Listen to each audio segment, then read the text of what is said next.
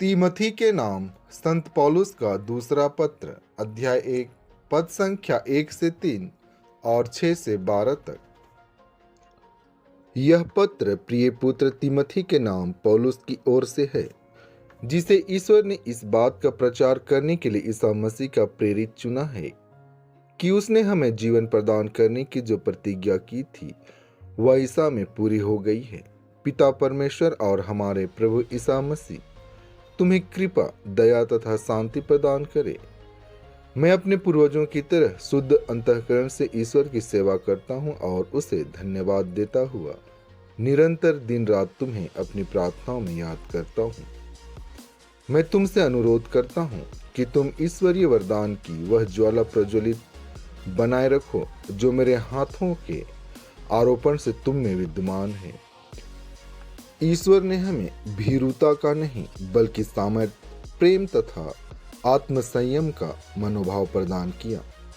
तुम न तो हमारे प्रभु का साक्ष्य देने में लज्जा अनुभव करो और न तुमसे जो उनके लिए बंदी हूं, बल्कि ईश्वर के सामर्थ्य पर भरोसा रखकर तुम मेरे साथ सुसमाचार के लिए कष्ट सहते रहो। ईश्वर ने हमारा उद्धार किया और हमें पवित्र जीवन बिताने के लिए बुलाया। उसने हमारे किसी पुण्य के कारण नहीं बल्कि अपने उद्देश्य तथा अपनी कृपा के कारण ही ऐसा किया। वह कृपा अनादिकाल से ईसा मसीह द्वारा हमें प्राप्त थी, किंतु अब वह हमारे मुक्तिदाता ईसा मसीह के आगमन से प्रकट हुई है। ईसा ने मृत्यु का विनाश किया और अपने सुसमाचार द्वारा अमर जीवन को आलोकित किया है। मैं उस सुसमाचार का प्रचारक, प्रेरित तथा शिक्षक नियुक्त किया गया हूं।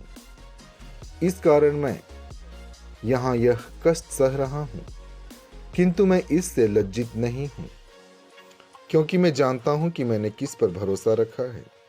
मुझे निश्चय है कि वह मुझे सौंपी हुई निधि को उस दिन तक सुरक्षित रखने में समर्थ है।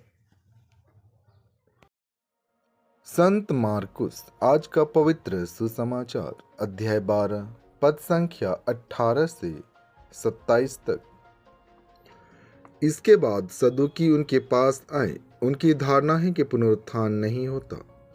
उन्होंने ईसा के सामने यह प्रश्न रखा, गुरुवर, मूसा ने हमारे लिए यह नियम बनाया, यदि किसी का भाई अपनी पत्नी के रहते निस्संतान मर जाए तो वह उसकी विधवा को ब्याह कर अपने भाई के लिए संतान उत्पन्न करे।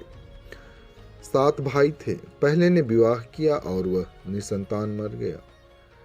दूसरा उसकी विधवा को ब्याह कर निसंतान मर गया। तीसरे के साथ भी वही हुआ और 7 भाई निसंतान मर गए। सबके बाद वह स्त्री भी मर गई। जब वे पुनरुत्थान में जी उठेंगे तो वह किसकी पत्नी होगी? वह तो 7 की पत्नी रह चुकी है। ईसा ने उन्हें उत्तर दिया, कहीं तुम लोग इसलिए तो भ्रम में नहीं पड़े हुए हो कि तुम न तो धर्मग्रंथ जानते हो और न ईश्वर का सामर्थ। क्योंकि जब वे मृतकों में से जी उठते हैं तब न तो पुरुष विवाह करते और न स्त्रियां विवाह में दी जाती है, बल्कि वे स्वर्गदूतों के सदृश से होते हैं। जहां तक पुनरुत्थान का प्रश्न है, क्या तुम लोगों ने मूसा की ग्रंथ में झाड़ी की कथा में यह नहीं पढ़ा कि ईश्वर ने मूसा से कहा, मैं इब्राहिम का ईश्वर, इसहाक का ईश्वर और याकूब का ईश्वर हूँ। वह मृतकों का नहीं जीवितों का ईश्वर है। यह तुम लोगों का भारी भ्रम है। आमीन।